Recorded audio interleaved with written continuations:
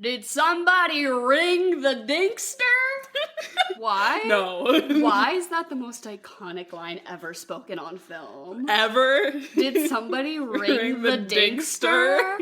See, here's my thing is when they all started coming out of the woodwork like that, I didn't remember any of them except for, like, Steve Buscemi. So you're not a true Spy Kids stan. I remember watching this one a lot more than the other ones. Like, really? You know how when you were little, you had, like, the Harry Potter that you watched a lot instead of, like... Which one? Mine was the third one. The Prisoner of Azkaban. What was yours? See, mine was the second or the fourth. Okay. The fourth one did kind of slay. Yeah, I still stand by the fourth one. The second one, I was like, because they're so small, and I'm like, I don't care. Yeah.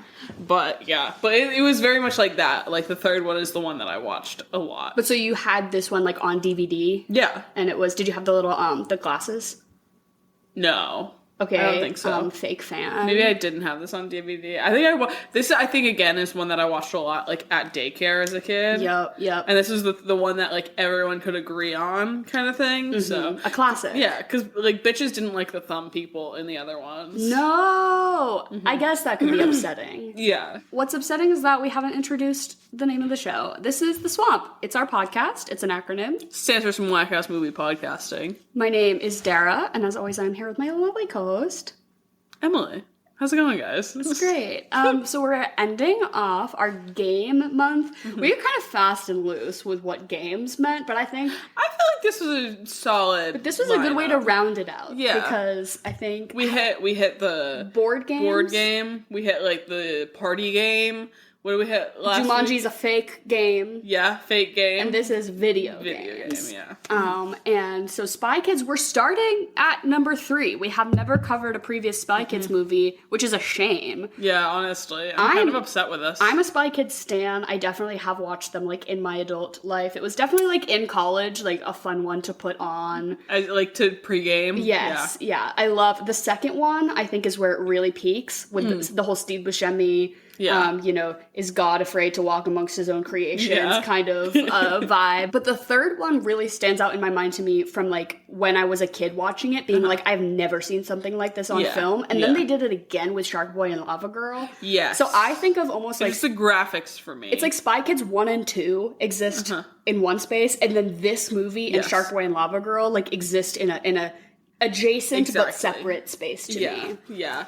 And, like, the characters in both are similar enough, you know what I mean? Yeah. And I fully thought as a kid, I was like, oh, the girl from Spy Kids, that's Lava Girl. Me too. It's not. Yeah. But. Fully not. It could have been, though. Could have been. But, like, again, even, like, in this, they had, like, the really aggressive child, with the glasses. Yeah, I was like, that's so Taylor Lautner coded as Shark Boy. I thought the same thing. And the way that he was, like, kind of little, but he's like, I'm the strong one. I'm the strong one, and then he's kicking ass. I'm like, okay. But then he's like, not to get too into it, but the part where he's like, I need to save my family from poverty. Literally. I was like... There's, like, some themes in this that are a little, like... that we did not need to... This movie is also ableist as fuck. Like, in a way that's, like, so, like, dances around being ableist, because they're like, he's in a wheelchair, and we're gonna, like, talk about it, which is fine, but then it's like him being like, I'm being held back from being who I need to be. And they're like, he's like, you need to not look at me like I'm disabled. And it's like, oh my god, this is so heavy for a kid's movie. Yeah, really. Even as they're introducing, he's like in the game and he gets to pick which family member. He's like, pros, super smart, con, disabled. I was just like, oh my god. And the way that he shows up in the wheelchair on the moon, and then a little, like, video game, like, Health Life comes up that says mega legs. Yeah. And he gets the mega legs and can walk again. Oh my god.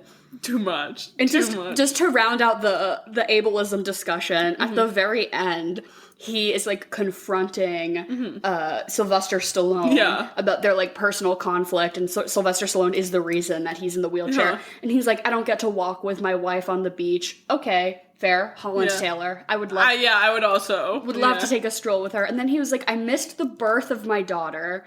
Most hospitals, I do think, are handicap accessible, but let's, like, say that there's whatever reason. He's like, I couldn't go to her wedding. Why? Did she get married on a cliffside? like fuck her for not having a handicap accessible wedding. Yeah, like, literally. what the fuck was that? Which also, it was crazy to me because he was like, oh yes, this happened 30 years ago. Mm-hmm. Your daughter is more than 30 years old. Yeah. And he's the mom's dad? Yes. Yeah. I always thought she was, like, white.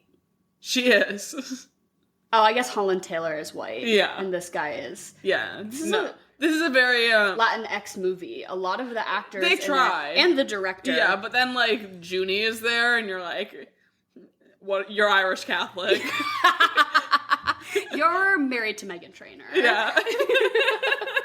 That's my favorite fun fact to drop on people who, like, don't know that, like, Junie from Spy Kids is married to Meghan Trainor. Uh-huh. And they have, like, the tiniest little redhead baby with the baby glasses. Oh. And just adorable. I think he's just like her stay-at-home husband. Like, I hope so. Well, we were talking before this. We were like, what does he do now? Just vibes. Does he still get money from these movies? I mean, as we know from the WGA strikes, residuals are not shit. Yeah, it's nothing. I know that there's a TV show that's like fairly new, and it's called like Spy Kids Armageddon. Yeah, I saw that. So I don't know if him and the sister who are the actresses. I think he's in it. I think they have like some appearances. I think they're like the aunt and the uncle or something. They have like some, it's all within the Cortez family, I believe. Of course. Yeah. So I think that they have some appearance in that new show. I know nothing about it though. I don't know what like platform it's on.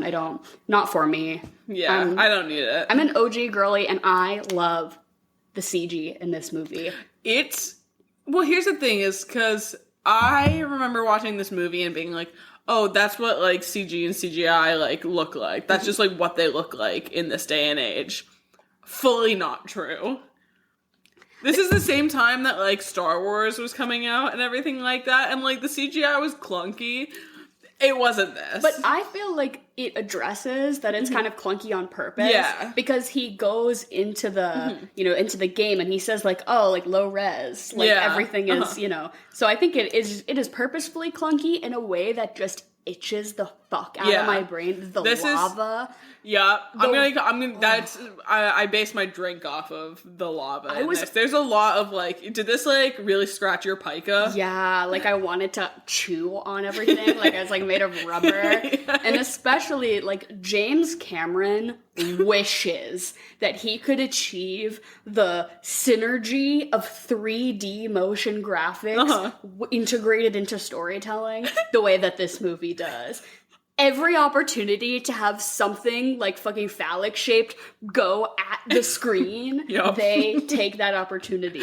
Well, I was gonna say, could you imagine being a child in 2003 in the theater seeing this for the first time? You saw it in the theater? I don't know about the theater, but I had the DVD version that had the glasses. So I definitely saw it like at my house in 3D. And I specifically remember Shark Boy and Lava Girl, the like special 3D glasses at the movie. So I definitely saw Shark Boy and Lava Girl in the theaters, but I remember being like, this is the peak of like 3D cinema. I don't want to watch a 3D movie unless it's like this, like where it is so intentional that everything is like reaching out, breaking that fourth wall, because I always felt like the cost or like the cost benefit analysis of wearing 3D glasses was always very low for me because movies just weren't doing it enough designed to be in 3D. It was just like a cash grab because it was like a big thing in the early 2000s. It's new and it's fun. And I always just felt like the glasses never really fit me, and like my vision's not great anyway. It made like the viewing of the actual like part of the movie that wasn't 3D weird and worse. But this, they're like, no, we're just gonna keep throwing shit at you every 5 seconds for it to be worth it. Yeah, I could imagine seeing this in the theater as like a 6-year-old in 2003 being a life-changing event. This is when you see this and you're like in like the 3rd grade and you're like, I'm going to film school. Yeah. I know what cinema is, and this is it. I would love to see like a short film about this child having this experience and then like their first semester at NYU. they're like Letterboxd top 4 are all the Spy Kids movies, and then they like get the shit beaten out of them by some like David Fincher bros.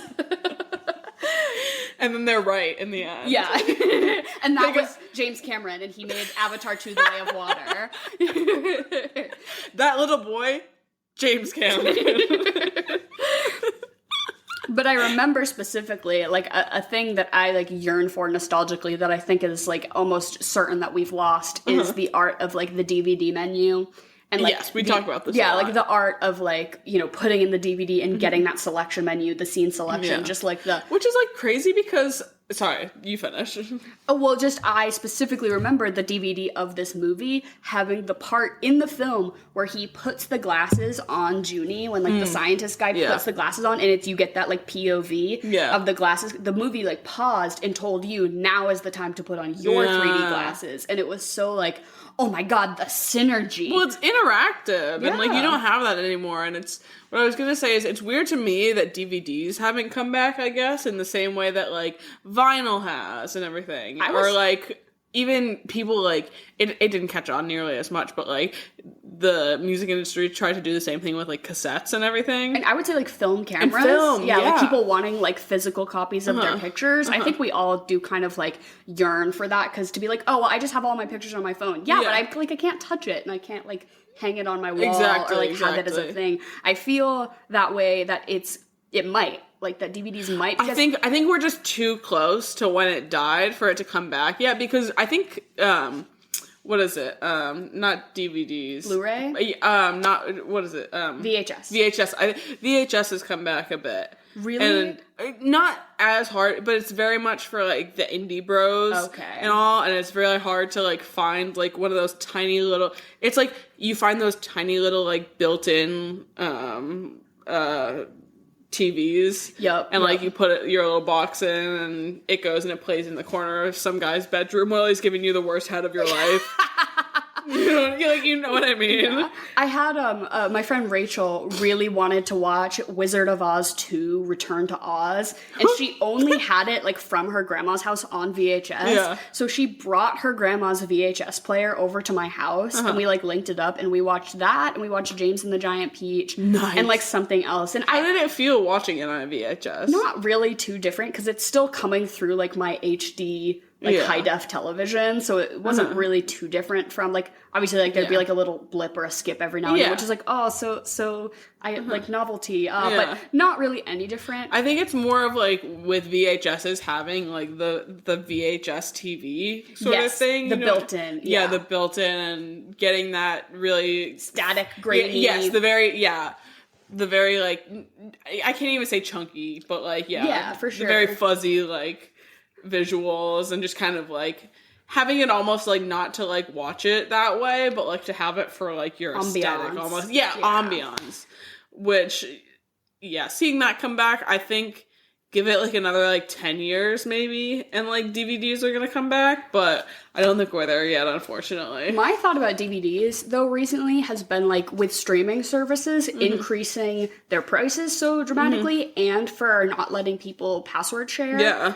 I like have no desire to pay for my own Netflix, despite the fact that it's like I want to watch stuff that's on Netflix, but I'm like, damn, I already pay for like 3 other ones. Like you just have to pick and choose. And I was at my parents' house the other day, and I was like, oh, I should take some of these DVDs. Like I have like the Batman box set. I have, I have all the Lord of the Rings. I was like, I should just take these in case they ever like go off the streaming platform I do pay for, or if I want to watch them, because nowadays I feel like I rent movies so often just because it's like, oh, it's on Netflix and I don't have that. I'd rather pay $2.99 than $20 a month. But I was like, I like feel like I should take some staples that I know I watch a lot and just get them on DVD. Which also you can probably find DVDs at Goodwill for $1. For sure. That's the thing that I think maybe it might be not coming back as like a cultural trend, but I think like DVD sales might spike in the near future. Out of necessity. Just for people who are like, I want to watch a movie, but I don't want to rent it and then never like have it. Like I don't own it. I don't want to pay for streaming services that change what's available on there so often. I don't know. I've been thinking about DVDs lately. Well, it's just a shame now too, because I feel like there's gonna be this kind of weird period after like 2010 and like to now where there's gonna be like you can't really find DVDs. Like if I wanted to find a DVD of 20th Century Woman, You'd have to get a Blu-ray, and it would be like $30. Exactly. Like, I couldn't do that. So I think first, like, there's going to be a really good time period of, like, 90s to, like, early 2000s for, like, DVDs and everything. And then it's gonna drop off. And then, For sure. Unless you have, like, Blu-ray. Like, I have a friend who buys almost everything on Blu-ray. He has, like, Pearl. Really? He has, because he's just, like, I just like to own things. And I, like, if I know I'm gonna watch it all the time, I want to, like, own it. Which makes sense if you have that sort of foresight about, like, what you're gonna want to watch over and over again. I just don't have $30 to spend on a DVD. Yeah. Yeah. So I just end up buying... I always end up buying the ones that I'm going to rewatch. On Amazon? Not on Amazon, because that's like... but like on my YouTube, actually. Yeah. Because I'm like, that is connected to the Gmail that I will have forever. You know what I mean? The only 2 movies I think I own, like, digitally on my, like... I think it's, like, Apple. Like, Apple... Like, I know one of them. Is Brokeback... No. No, you don't own National Treasure. I used to as a child. That's like on my parents, though. Okay. The 2 I own are Brokeback Mountain. Yes. And Spider-Man 2 Homecoming. Or what's... the one with Jake Gyllenhaal. Spider-Man... No Way Home. Yeah. Why? I had a phase. I know that. Yeah. I caught you at the tail end of it, I think. Yeah, it's long gone. It's in my past. Yeah, what do you think about Tom Holland these days? I know you got the ick for Timmy. Yeah, he just isn't really up a lot, and I think all of his post-Spider-Man drama roles have been so off-putting to me that I just don't engage with him as an entity anymore. And he no longer stirs my loins the way he used to, let me say that much. Do you think you're just done with twinks? Well, no, because... Greta Van Fleet. Yeah, my track record continues to move in the same direction. I've just moved on to men that look like lesbians. Not that... Yeah, you know what I mean.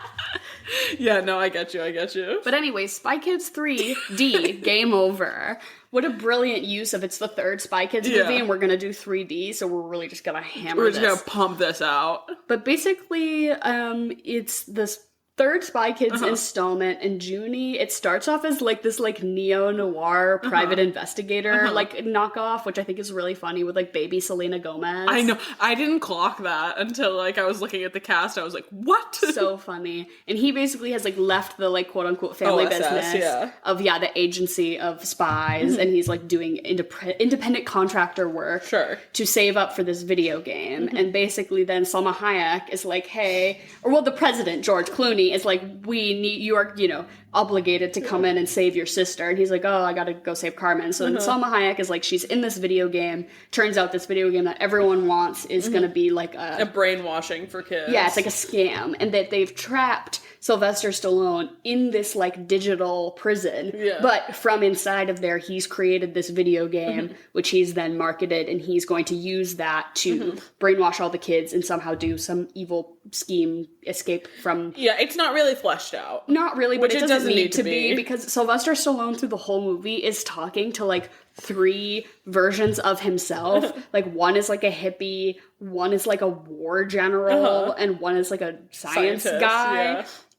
What, so unnecessary, but everything in this movie that is unnecessary just makes me like it more. Like, not to jump ahead, but the fact that Elijah Wood shows up for 90 whole seconds of screen time, says, I'm the guy, and then immediately explodes, does not add to the plot in any way, shape, or form, and yet I would not change a thing about it. Yeah. I love it. But basically, Junie has to go into the game to save Carmen. He gets in there. There's some other kids who are in there. They're like beta testers, so they've been allowed to go in and try out the game or whatever. And they have to go through these levels. Nobody's ever made it past level 4 into 5, which is the unbeatable level. Carmen is in level 4. So Junie's like, I just gotta get there. He teams up with these other kids who are sort of like, they each have a specialty, but like not even. Like one guy's like, his like, my specialty is that I'm cool. Yeah. What good is that? What are you bringing to the table, sir? Nothing. And then the other kid who just like actually read the manual, he's like, I'm smart. I'm like, no, you just read the instructions. Yeah. And then the kid that has a family in poverty. Yeah. The kid who needs to win the game to get his family out of poverty. Okay, like, plot twist. But he's the strong one, and he has those dope glasses. Oh my god, those things are so gas. But they go through the levels, which are basically just, like, video game things. Like, they do, like, a car race. They do, like mech robot fighting, where he has to fight Demetra, who's, like, a really cool 12-year-old girl who wears purple. Who very quickly becomes his girlfriend, which was never discussed. Never. Well, he raised his eyebrows at her 3 times. And he gave her his life pack. And then she's his girlfriend. And then she sacrificed her life for him. And then in the end, it turns out that she's not a person. She was just like a code. AI, or whatever. Which, again, never really explained why. Because she didn't seem to be, like, working for Sylvester Stallone. She wasn't, like, she didn't turn on them. She just, the big reveal was that she just doesn't exist. Yeah. And then that was sort of the end of it. Okay.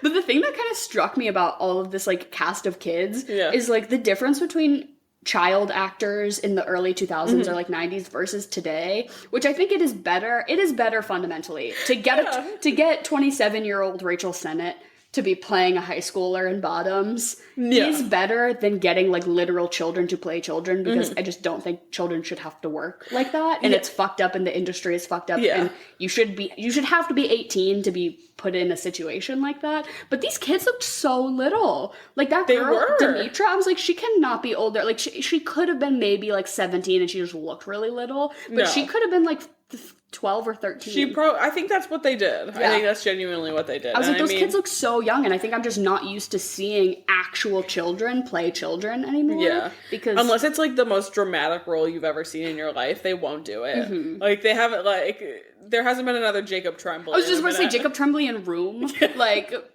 they were like, we'll cut him a break. Exactly. Or who was that little girl she was fully nominated for the Best Actress Oscar, like, a couple of years ago? From the Florida Project? No. Those kids were amazing too, though. No. Eight. What's her name? Her name is, like, Brooklyn something, and she only does, like, B-horror movies now, which I love. That's brilliant. But no, like she was, Brooklyn like... Pierce. Kavanjane Wallace? Yes, her. Yeah. She was Annie, too. Yeah, which I think they also were like, you had to play a harrowing child role that will scar you for life. Now you get to be Annie. It's like you have to pay your dues. Yeah, you have to do, like, the most heartbreaking work of your entire career at the very start of it, and then you can go on to do, like...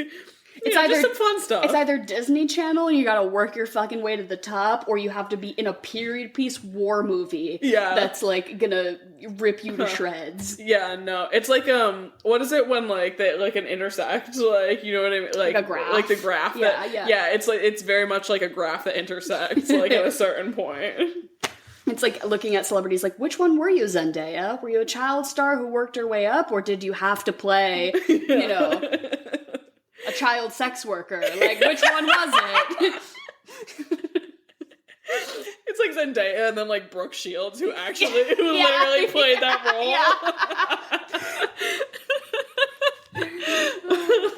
Oh, but then there's the grandpa plot where Junie gets to bring in a family member, and he's like, I'll bring in grandpa, who's in a wheelchair. But he was like, I don't know, he's disabled. But then it turns out that there's, like, a major beef between the grandpa and Sylvester Stallone, and that there's now some conflicting interests because the grandpa wants to free Sylvester Stallone so that he can fuck him up in the real world. He's like, the way to beat him is not to just shut down the game and keep him in cyber prison. It's to, like, fucking get him in real life. So at the end, when it comes time to either shut down the game or release Sylvester Stallone, the grandpa does a little switchy switch and he toggles the let Sylvester free button, which Salma Hayek in her pigtails, was like, she was pissed. Well, I mean, why have Emily Osment and her pigtails there, too? They're mother-daughter, right? Their last name is Giggles, Gertie Giggles, and she... Are they? Yeah, I think so. I think Emily Osment is supposed to canonically be Salma Hayek's daughter, and that's why she's in pigtails, even though that does not make a lick of sense. Because you know the boy Carmen calls at the end? And wants to say something else, Giggles? He's Emily Osment's brother, God, and then those two scientists are there. They're like another spy family. Oh my, I forgot all of that. Yeah, so you're not up on the lore. No, I'm not. You're not up on the lore like I am. But, bro, that's so cruel to name your daughter Gertie Giggles. Gertie Giggles. But anyways, yeah, so Sylvester Stallone ends up popping out of cyber prison. Yeah, and then they basically have to fight all these, like, giant cyber monkeys in real life. And then he's like, oh, I'm gonna call my family. And we get this, like, great action sequence of, like, each family member, like, coming down from whatever other spy activity they were doing. We get, like, a big title card of, like, Mom, Dad, Grandma. It's Holland Taylor. Holland Taylor, just, like, out of nowhere. Well, I'm just like, how the fuck? Like, I should have looked this up before, like, how much, like, the other Spy Kids movies grossed and everything like that. Yeah. Because they had some stars in this. It went crazy. And, like, accrued from previous movies. Obviously, you've got, like, Steve Buscemi was in the second one, which the flying pig he rode in on was the best piece of CGI in this whole movie. Yeah. Like, I think maybe it just took me out because everything was purposefully crunchy, but I'm like, that flying pig looks kind of good. Like, it's just wild to me that, like, Selma Hayek the year before did the best acting of her life in Frida. Yeah. They're like, you're gonna wear pigtails on the top of your head and be in a movie with no plot. Yeah. I was like, how do you, like, bounce around, like... I think, what is the Tarantino movie that she's in? Oh, God. Because I have no idea. It's not Death Proof, is it? There's some Tarantino tie-in. There's some sort of universal fictional world overlap that is happening. What do you mean? So I think this movie is, what is the name of Harvey Weinstein's production company? Oh, Miramax? Yes, they produced this movie. Okay, yeah. Because Robert Rodriguez, who wrote and directed this movie, he did the movie... Yeah, look at this. Yeah. Yeah, he did movie... what's the name of it? It's From Dusk Till Dawn, and I don't think Tarantino directed it, but I think it's, like, produced or some shit. Yeah. And he was in it. It's in the Tarantino-Weinstein house of film. Yeah. But so, this movie is produced by Miramax, I believe, and it's directed by Robert Rodriguez, who did the movie Machete, which is, I think, also somehow tied to Harvey Weinstein. Also maybe produced or whatever, but Machete is a character in this movie. Danny Trejo plays Machete in Machete, and he plays Machete in Spy Kids. And I've seen conflicting evidence, but I do believe that it's been, like, jokingly confirmed that the Spy Kids universe and the Machete universe, he's the same character. So therefore that these universes overlap. So I think that having been a whole thing, plus the Weinstein production element, I think that's how they maybe got a lot of these big names. That's how they're like, Salma Hayek, can you do us a favor? Can you, we're going to be gross towards you, but can you show up on set for like 3 days and wear pigtails? And she was probably just like, yeah. The money that these made is insane. I believe it. How much? So I'm going to start first to last. Okay. First movie had a budget of $35 million. It made $147 million. Okay. That's like, yeah. Again, next movie, $38 million.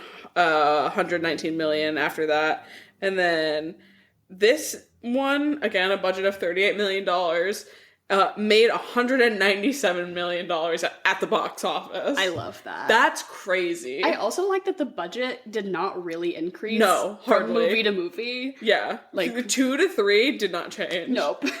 Which is wild because of the amount of, like, graphics and everything they had to use for this. Like, could you imagine being a child actor and just having to be in, like, one of those blue rooms? You know what I mean? It wasn't even, like, green screen. It was, like, one of those rooms where they have, like, it probably looked like what Wipeout looks like. You know what I mean? Everything with, like, ping pong balls. Yeah. Well, that's why Junie was not really serving. Because here's my thing, is Carmen, the actress that played Carmen, is, like, on par with the child acting and everything like that. And, like, there's even, like, the other little boys and stuff like that. I'd say they're, like, on par for child actors. Daryl kind of slacked. Daryl. It was Well, he had kind of some heavy lifting to do, not to jump to his defense, but movies 1 and 2 was very much the two siblings kind of playing off of each other. In this movie, they're like, okay, you are the solo star of this film, other than, like, these, like, weird side characters who, like, come in for a quip every once in a while, but he's our protagonist until Carmen shows up at the beginning of the third act. It's true. So it's like, he didn't have that, like, co-star to rely on. And him probably fundamentally not being a great actor to begin with, I'm sure did not help the case here. Yeah, that's also true. My favorite thing was Glenn Powell being there as the, what is it? And, like, once I knew it was him, I was like, that's so clockable, but being, like, the kid, like, in the boxing ring, being like, here you go. Yeah, he's, like, go out there. The instruction guy. Yeah, and then he comes up on that weird mech at the end and does the 3D thing where he pokes his robot finger. I think he's listed on the cast as, like, Robot Finger Boy. Yeah, or something. That's exactly long-fingered something. Yeah, long finger boy. Yeah. But, I mean, the cast in this is wild. I forgot that Alan Cumming was going to come in. Just for 10 seconds. For 10 seconds. Yeah, Selena Gomez. Cheech from Cheech and Chong. Yeah, Cheech is there. Yeah, Elijah Wood. It's strange. But I think so many top-billing people, you're like, oh, well, yeah, they were on screen for 10 seconds in a CG. Like, they just had to show up to a blue room. Yeah. Elijah Wood just had to, like, be the guy. Walk in and then die. Which, like, what was he doing around this time? When did The Hobbit come out? So I think this was after Lord of the Rings. That's wild. I think. Yeah, that Lord of the Rings, that's what I meant, but yeah. Have you seen, there's, like, some new Batman movie coming out where he's gonna play the Penguin, and Jacob Tremblay's gonna be in it too. I saw something about it. He looks fucking terrifying. Yeah, he, like, looks, like, scary in the way that they made Danny DeVito look scary, and, like, eating raw fish. Yes, yeah. But I have no idea what it's about. It's, like, Peter Dinklage is in it. I think it's some, like, Batman, like, universe adjacent, but, like, isn't gonna be tied into, like, the existing Batman content. Weird. I don't know, I don't know much about it, other than I've seen that one photo of Elijah Wood, like... It looked terrifying. On Twitter, yeah. Yeah, and it's like, I just want Robert Pattinson back, please. Robert Pattinson. Yeah, but... Wait, I have a question for you. Please. To pivot. What was your very first email address, if you mind sharing? There's the way that they were talking about, like, email addresses in this, like, I never got her email address. I think mine was just, like... Your full government name. Yeah. Oh. So did your parents be like, you're gonna want this? Yeah, basically. What was yours? Mine was Nerdy Octopus, which was my social... That was also, I remember you being that for a while. My social handles, yeah. I think I also had one that was, like, Mocha Coffee Girl or something. Yeah, that makes sense. Very early off the gate, I was a multi-email address bitch. To, like, get, like, free trials and stuff of, like, websites. There's no such thing as limited free trials if you just make a new email address. It's true. So, like... You're right. So, like, it would be, like, 3 months, free trial for this or whatever, I just make a new one. So it just, like, behooved me to have 90 email addresses, just, like... floating around there. Not chill. Yeah. Okay, can we talk about the outfits in this movie, though? I was obsessed with the costume design for this. Of Sylvester Stallone in his, like, alligator skin coat. But I remember being a kid and being like, I want to be wearing what they're wearing in the games. I hated, and I still don't like, what they put Junie in the robo suit. Like, I want to see you looking slick in, like, your starter pack outfit. There's, like, a weird discrepancy between the other kids are in, like, these starter outfits, which are kind of like, like athletic gear, but also like cyberized and like have some like hardware on them. Exactly.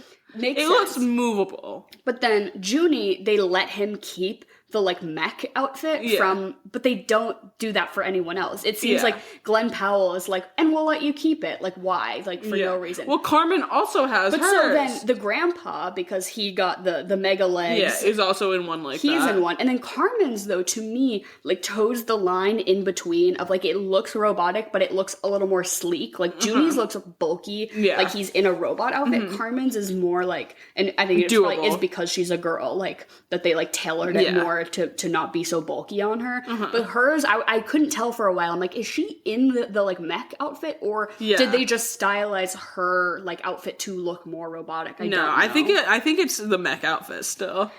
Oh my god, when they go into the mech fight and Junie has like his big like Optimus Prime looking yellow guy, and then Demetra comes out and her robot is snatched. Her robot has like titties and ass and is like snatched. And I'm like, oh, the girl robot is snatched for the gods. Her hip is like popping out, you know what I mean?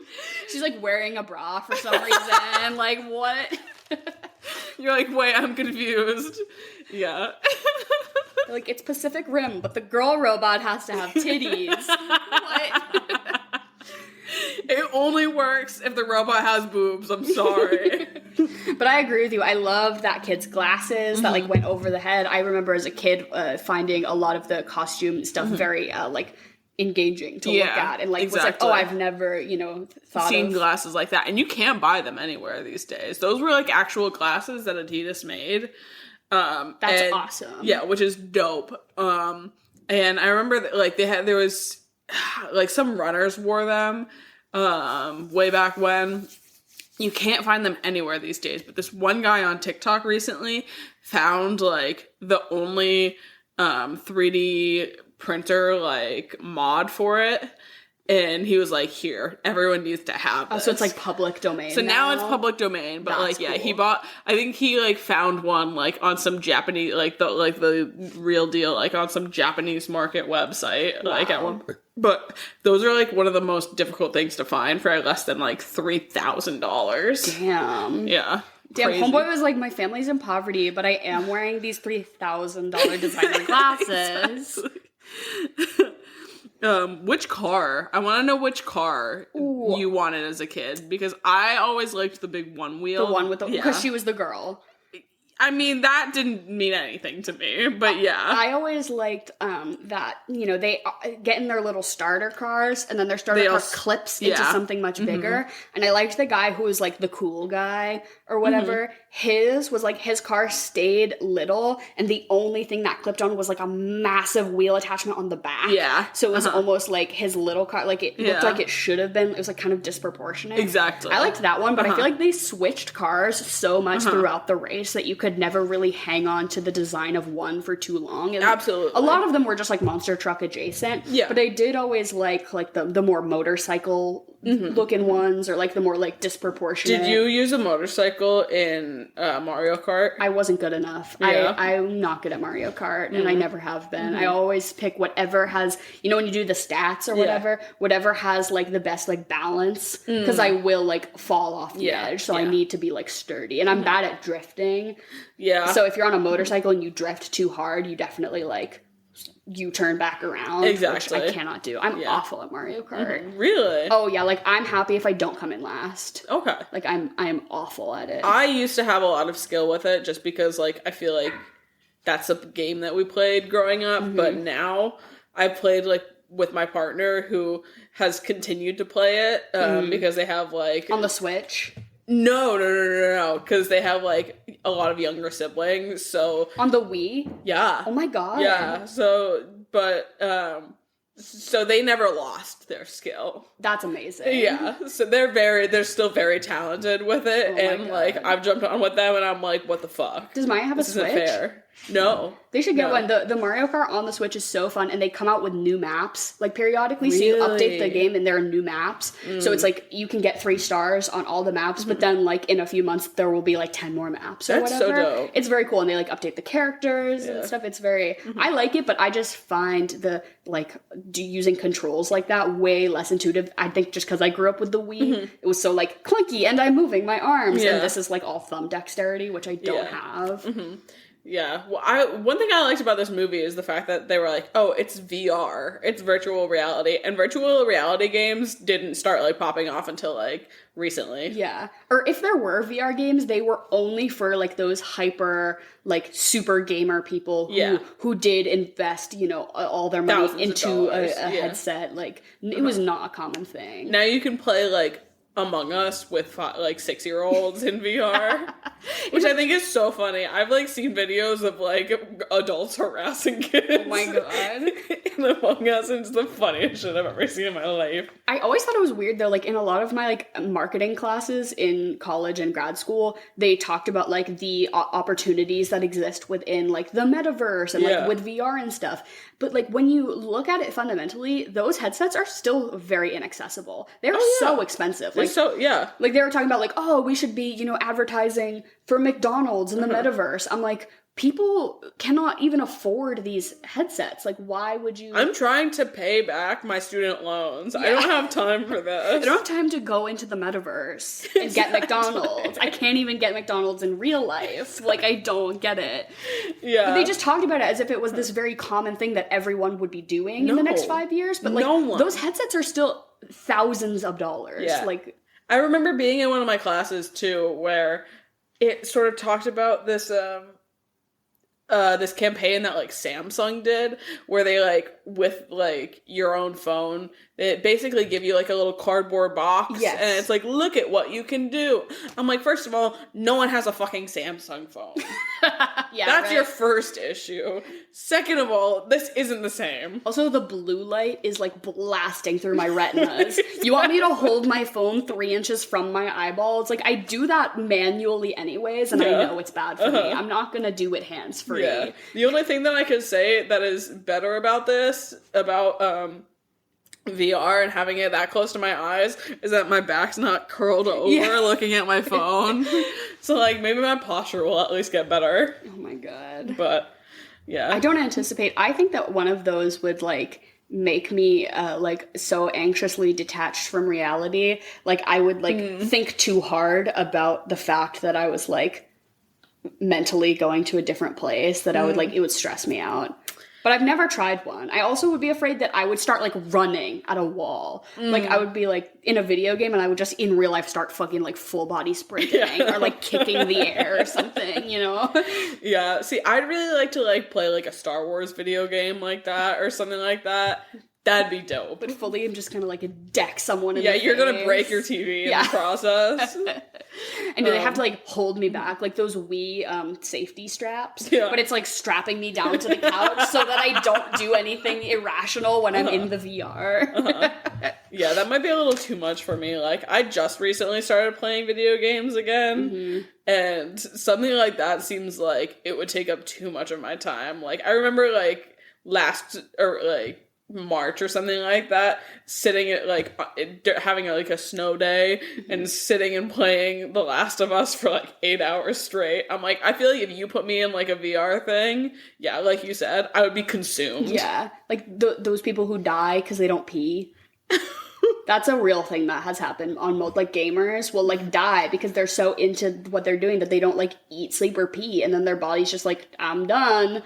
Oh my god! You know, because gamer mindset is that you're not in your physical body, that you're doing whatever. That's what happens when the game maker gets you, I guess. When Sylvester Stallone really traps your mind in the Monkey Palace. Monkey Palace. Fucking Bowser's Castle. But do we want to get into our regularly scheduled programming? I think it should be which Sylvester Stallone do you want to fuck? Okay, but the OG is off the table, it's just the 3 iterations. So I'm gonna fuck the aggressive like the war general one, and then I'm gonna kill the hippie. Yeah, he was annoying. And I'll marry the scientist. Yeah, you're exactly right. He was like a science, like lab coat bro, but he had on like a chain with a $sign on it. Yeah, which I could fuck with. Which didn't make a lick of sense. No, but I just liked the chaotic energy of like, he's a scientist, but he also like has drip. Yeah. Like, I am agreeing with you there 100%. And I mean, like, beyond that, in the entire movie, no one really catches my eye. Well, I think their mom is so fucking hot. She is really hot. I guess I'm gonna, like, marry Selma Hayek. Because her husband in this is fugly. And let her take her hair down. Yeah, exactly. Like, babe, you don't have to infantilize yourself for me. Yeah, please stop. I am going to send her kids away to boarding school, though. They already are. They're on spy missions. Perfect. They're never at home. Yeah, I'm going to marry Selma Hayek. I'm going to fuck their mom. Yup. And then I'm gonna kill... Who am I gonna kill? Demetra. Oh my god. Well, you can't kill her. She's not real. But... I'm gonna deprogram her. I'm gonna Where's Junie? I'm just gonna kill Junie. Kill a child. Oh my god. I'm gonna fuck the mom. She's so hot. Yeah. I'm gonna marry Steve Buscemi. I wanna live with him on that island with all those like weird animal abominations. Yep. And then I'll kill the Dinkster. Nobody's gonna be ringing the Dinkster anymore. No, if he's 6 feet under the ground. Did somebody ring the Dinkster? I don't know why it sticks with me. I just like it. Okay, so you and all of your spy friends. You're hosting a gathering. What are you eating and drinking for this movie? Okay, my answers are kind of bad, but I felt like this movie is just like POV, something phallic is coming at your face, is like the vibe is like a long like cylindrical object is coming at you, and that's a hot dog coming into my face. Is like this movie felt like the visual equivalent of eating a hot dog. So I feel like you just like fuck up some hot dogs, and then instead of like a good... What's your favorite hot dog topping? So are you like a chili dog kind of person? I would do a chili dog. My like 10 years of my life I didn't eat a hot dog. Yeah, you revealed this to me recently. Until fairly recently, where I was like, what am I afraid of? And then it's just a hot dog. It's just meat. It's just a hot dog. It's just mixed meat. But I could fuck up some cheese. I don't like mustard or relish, so that like definitely bars a lot. I don't like a sweet relish, but like, which is like all relish. Maybe like some like grilled onions on there would be really hot, or just I don't know, whatever kind of hot dog topping. I don't really fuck with sausages or like kielbasa too much. Like it's like fine. If I want a hot dog, I want it to be like gross and processed and salty. Yeah, exactly. Yeah. I'm basically like a solid, just straight ketchup girly. Okay. And I like the bun to be grilled. Yeah, Is my... And buttered. Ooh. Yeah, totally agree with you. But so, yeah, just do like a DIY, get some toppings going, some hot dogs with the girls, and then my drink option isn't really that exceptional, but it is a drinking game. Okay. So you have to drink every time somebody loses a life, including the number of lives they lose. So, he gets knocked down from 8 to 6. You have to drink twice, Yeah. Everyone's like losing lives. You drink for every life lost. And then you finish your drink when Elijah Wood comes on the screen. And that's it, really. I think that'll keep you pretty occupied throughout the film. And I wanted to say you do a Four Loko because it feels like the way this movie looks. But I hate it. A Four Loko, I cannot in good conscience tell you to drink that. So I think you just do a tall boy of like a Mike's Harder, or just of something that feels like gamer fuel but isn't. I think they make hard monsters now. That's disgusting. Yeah. That's not okay. Yeah. I think you can drink like one of those like fucked up things. Like I think they make they started making like hard Arizonas. Yeah. And stuff like that. Like something like that. One of the drinks that you can find in the gas station as its basic self. And then you can find it like in its liquor version. A listener commented in because of my rant about how I think all seltzer packs are shit. And how all seltzer packs only have one flavor that's like even mildly drinkable. There's always like one that's ass and two that are like fine. But they said that Simply Lemonade, they are good. Has spiked really seltzers that are really good. I've never tried, but I don't know that they're seltzers, but they're like lemonade. Yeah. Just they're pretty good. Baseline Simply Lemonade, the raspberry one will fuck me up. Yeah. I'll just chug the whole. Well, that's the thing that I used for a mixer in college a lot, or like a Calypso. Oh. Have you ever had a Calypso? No. Really? Oh. That sounds like something I would have named one of my webkins. Oh my god, yeah. Like the rainbow fish. Yeah. No, Calypsos are like, I can't even explain them. They're like glass bottles. It's like always like it's all like blue raspberry lemonade, but it's like the best like blue raspberry lemonade you've ever had in your life. And are they alcoholic or are they just a drink? Just juice. Oh, I like that. Yeah, no, really good. I love juice. I do. Okay, you won't like my answer then, because you're a soda person. No, I will drink it, but I'm not addicted. I'm not an addict. And I don't like Coke, which I think really bars me. That bothers people, I think. Yeah, I'm not. I would rather drink like slop than a Diet Coke. Like, oh. How do you feel about orange soda? Love Orange soda? Okay. Yeah. That's my one. Orange or ginger ale are the two that I'll cave. Yeah. So my thing about this, I wanted to find something that visually fit with the movie, and what stuck in my brain was that scene, like, after they had just been, like, in the lava. He gets it out of his ear. Yeah, they're flicking it off of themselves, like, they're getting it out of the ear, but, like, that orange color really stuck with me. And this is a movie that you watch when you're young.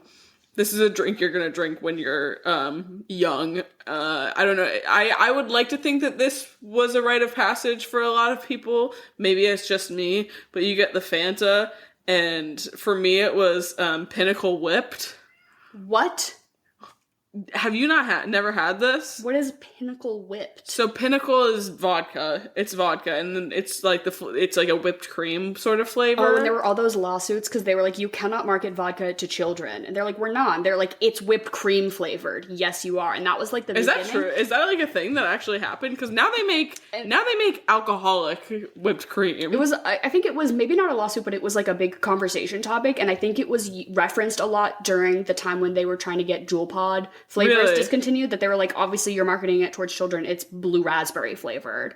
It's like a lot of like early vodka, like, you know, advertising for alcohol is very touchy. Yeah. And so like using like a lot of flavors and putting them in very like juvenile situations is a big no-no, because you cannot make your ad seem like it's appealing to children in any way whatsoever. First of all, I don't think Pinnacle has the money for marketing. No, but like whipped cream flavored vodka does remind me of something that they would have been like taught us in ad school. Like, how do you market this in a way that won't break the law? Yeah. But what we did a lot when we were, you know. Oh, and it's like a cream soda? It's like a cream soda. It's like a creamsicle kind of like soda. And is it good? For it being Pinnacle, yeah, it was really good. Because Pinnacle's not good. It's bottom shelf. Oh, see, that's I've never... But you could also just get, like, Smirnoff. I think they probably make the same fucking thing at this point. But... Ooh, an orange creamsicle flavored drink would itch my brain the same way that this movie does. Yeah, I love exactly. That. So you do that, and then I was trying to figure out something with the guy, right? The guy. What's gonna match this? The Guy Fieri... Guy Fieri's trash can nachos. Oh, okay. I like that. Right? I like that. It's a mess. Mm-hmm. It's everything you want, though, and it's the same thing that this movie is. That's food with a prop usually pisses me off, because it's like usually gimmicky, not worth it, and just is more of a mess and a hassle than it is worth. Mm-hmm. I'm here for the trash can nachos. Yeah, I can see how this is adding something to the experience. It's not even like you're keeping them in the little trash can thing. Like, you pull it off, and then it becomes a thing of beauty. Thank you, Guy Fieri, for your service. But yeah, those are my answers for love. Yeah. And then what are you gonna follow it up with? Tron or Tron Legacy, whichever one. I haven't seen the first one, but yeah, I feel like you need that sort of digital visual through line, I guess. Love. And you also need fucking Daft Punk. Yeah. So there was one year where Henry and I wanted to be Daft Punk for Halloween. That would be so gas. But we looked at how much those helmets cost, and even like shitty baseline ones are like $1,000,000. $1,000. Yeah. And we were like, we cannot afford that. Yeah. Henry and I were Guy Fieri and a hot dog one year for Halloween, which was pretty iconic. Oh my god. Yeah, I remember that picture. That was like your pinned tweet or something. That's iconic. But so in real life, Henry and I watched this movie together this morning, and he was like, who is the grandpa? Like, who is that? Why do I know who he is? And the actor, Ricardo Montalban? I don't know. Ricardo Montalban is, he's Khan in The Wrath of Khan, in the original Star Trek, The Wrath of Khan, like from the 80s. Okay. So we're going to watch that tonight, because he was like, oh my god. That's a good double feature. So he was like, oh, like, this is making me want to watch, like, this guy in, like, a, you know, a different, but, you know, similar, still kind of, like, sci-fi fun role. So in real life, that's what we're going to do. I also would say, obviously, you can just watch Shark Boy and Lava Girl, because that, like, continues that sort of, like, visceral brain itching. Oh, I just love it. And then what are you going to give this out of a 10? I'm going to give it a 5. The look you're giving me right now seems so guilty. I'm gonna give it a 4 for what is it? Crunch. Yeah, I guess for crunch. For crunch. A 4 for crunch. I don't know. I think the acting by Junie just really bugged me. I think I was in an irritated mood when I watched this, and seeing him fumble over his lines really bothered me. He was a child actor, yeah. So I can cut him some slack, but I don't know. I think this. I'd really like to watch the first one, honestly. So that's what my reasoning is, that although I do think that this movie is a masterpiece, I can admit that it's bad. Yeah, and of course. I do think Spy Kids 1 and 2 just fucking rip so hard. Mm-hmm. And they were clearly trying something different with this one, which I think that they achieve far better with Shark Boy and Lava Girl. So it's sort of this weird transition where it's like we're still in the Spy Kids universe, but we're not getting that same like Spy Kids sort of storytelling, which they lose a lot of that, but then trying the, I don't know, it's like an intermediate, it's like a transition movie for me. Yeah. I would maybe, if I rank all the Spy Kids, including Shark Boy and Lava Girl, this one might be at the bottom. Yeah. Spy Kids 3 Game Over might be like last. Which is still crazy. I still love it. Of course. But I would be remiss if I did not accept that it is not a good movie. No. And like I cannot. Would you consider the other ones good movies? Yeah, 1 and 2, I think. Yeah, I would at least feel comfortable giving them something above a 6. Yeah, okay. But like this one I cannot in good conscience like rank. That makes sense. Fundamentally higher than what is baseline just neutral. Yeah. But thank you all for listening. Spy Kids 3 Game Over. We really have no plan for the future. So if you have ideas about movies, themes, maybe we can just dip into the listener suggested bucket a little bit. I mean, should we actually do scary movies for Halloween for October? Let us know. Yeah. If are you a fall? Is it Christian Girl Autumn or is it Spooky Bitch Fall? Like you tell me what's what. And as always, all the links to the shit that we do is in the description, all of our socials, our Patreon, all that good stuff. We love you all. Thank you for listening, and goodbye and good night. Oh, hey there. If you're still listening, I don't know why I felt the need to preface this, but I decided this week to put the chocolate or vanilla at the end of the episode because no shade to Jen, but she did record next to like a busy kitchen / on TV. So there's like a fair amount of background noise. I tried to take it out where I could, but me personally as a podcast listener, I am like kind of sensitive to stuff like that. So I just decided to put it at the end. If you're not into some background clamoring, just, feel free to skip it this week. But I didn't want to like put it dead in the middle of the episode if people were going to like get turned off by it or whatever. Anyways, just decided to put it here. Thanks for listening. And we love you all. And please continue to send in suggestions.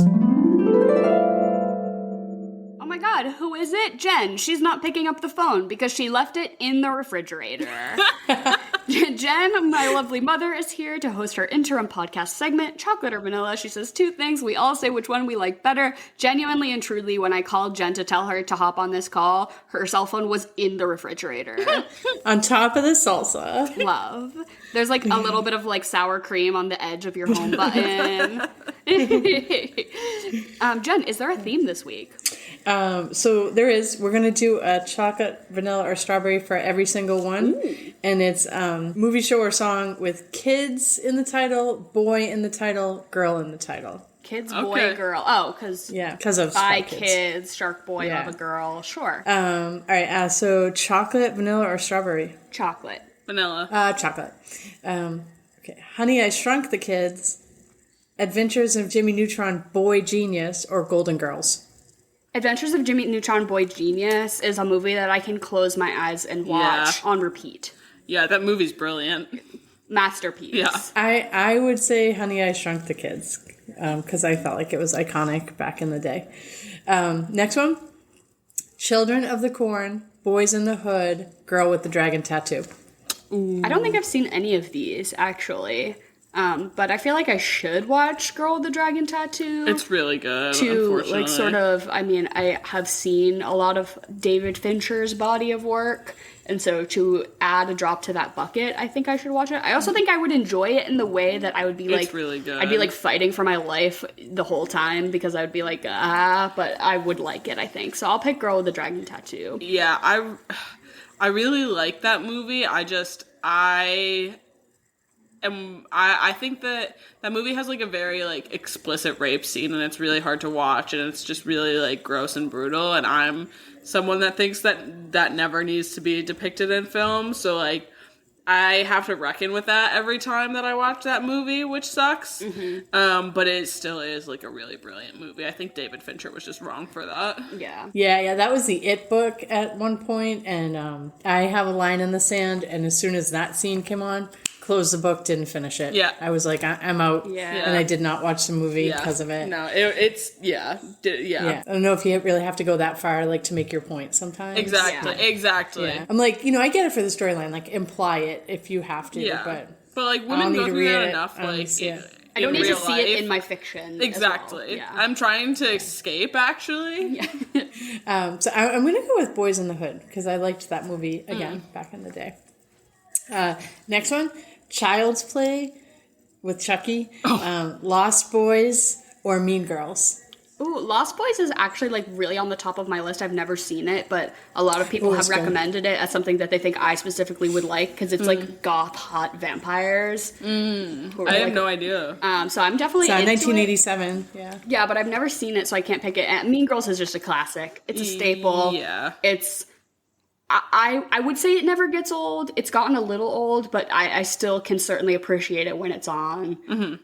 Yeah, I'm also gonna have to go for Mean Girls. I watch it very sparsely because I feel like I've seen it so much when I was 16 years old, but I can still appreciate it. I appreciate it as a cultural touchstone. I feel similarly about The Office, of like, you can talk to almost anyone about that piece of media, and you'll have an even playing field to stay on. Yeah. Everyone has seen it. Yeah, I'm gonna say Mean Girls also super quotable too, right? Next one, The Karate Kid, Boys Don't Cry, or Gone Girl. Gone Girl. Yeah, speaking of David Fincher at his best. More Fincher, I'm gonna have to go for Gone Girl on that one as well. Boys Don't Cry, I've never seen it, but I do participate in the online conversation about like whether it was chill or not for Hilary Swank to play a trans person. Obviously that movie like came out a while ago, but I think it's a good example to aid in the conversation of like ways we can grow and learn from like what is and isn't chill to do. Like at the time it seemed progressive, but like looking back it's a good thing to comment on. I don't know. I'll go with the original Karate Kid. So many versions of Karate Kid, by the way, but I'll go with the original. Next one, The Kids Are Alright, Bad Boys, or Supergirl. What is The Kids Are Alright? The one with Josh Hutcherson, right? Like Mark Ruffalo and Annette Bening. Yeah. Annette Bening, and then what's her Julianne Moore. Yeah, Julianne Moore, and then the girl who played I think she was Alice in Alice in Wonderland. Mia Wazowski. Yeah, her. Yeah. I have no idea what this movie is, but the cast is making me want to watch it. I remember watching that movie very much when I started, like, around the time that I started getting into movies, and, like, I remember liking Josh Hutcherson a lot, so I was like, I'm gonna watch this one. And it's basically about this lesbian couple, Annette Bening and Julianne Moore, and their kids, Josh Hutcherson is one of their kids, decides he wants to find out who their sperm donor is, kind of thing. And Interesting. then, chaos ensues from there. What were the other options? I also have not seen... Bad Boys, like the cop movie. I don't know that one. It's Will Smith and Martin Lawrence. Not for me. And then Supergirl, the show. Jen, I know you want me to pick Supergirl, but I'll pick the first one because I'm adding it to my Letterboxd right now. It's definitely intriguing to me. Yeah, I'm also gonna go for The Kids Are All Right. All right, I'm gonna go with my girl Melissa Benoist in Supergirl. Jen, as much as you pitch a CW show on this segment, it is not gonna stick. Just like it's like 10 seasons or something. That's crazy. It's stuck. It's stuck It's with not a certain bad, audience. Yeah. Harley Rose. Next one is songs. Kids in America. If I Were a Boy. Girls Just Want to Have Fun. Oh. Kids in America, I remember, was on like the first Kids Bop CD, like Kids Bop 1, like the original or something like that. And I remember like that was definitely on repeat. But If I Were a Boy by Beyonce is just like, I cannot not pick that. Beyonce is in her moment right now, and I have to just pay respect where it is due. I think I'm gonna have to go with Girls Just Want to Have Fun. Just because, I mean, that comes on and you can't not, like... Do a little shimmy. Yeah, just do a little shimmy and sing along a little bit.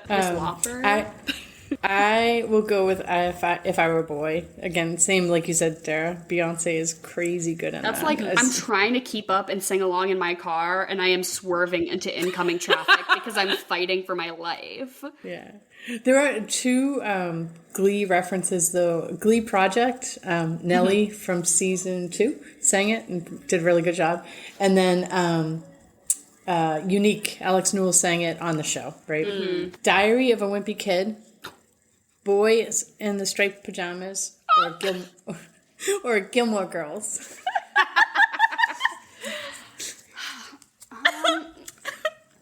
I mean, is it wrong of me to pick Diary of a Wimpy Kid over a boy in the striped pajamas? I don't know. I've been getting a lot of, like, Roderick Thirst Trap TikToks. That doesn't shock me at all. And like, I am, in it. I'm the target audience for that. Yeah. But, yeah, I love Mr. Jeff Kinney. I love the work he has done for the children's literature community by getting young boys to read by just putting it in Comic Sans. Yeah. I just think that's brilliant. And I think the Diary of a Wimpy Kid books are a lot of fun. I don't know about the movies per se, but they do that one scene where they all sing Total Eclipse of the Heart to audition for their school musical, which I just think is so hilarious. So I'll pick Diary of a Wimpy Kid. I'm also going to have to go for Diary of a Wimpy Kid. I think it had more of a cultural impact on this generation than anything else in this category. I will go with Gilmore Girls because I've seen every episode. Shark Boy and Lava Girl, The Boys, or Me, Earl, and the Dying Girl.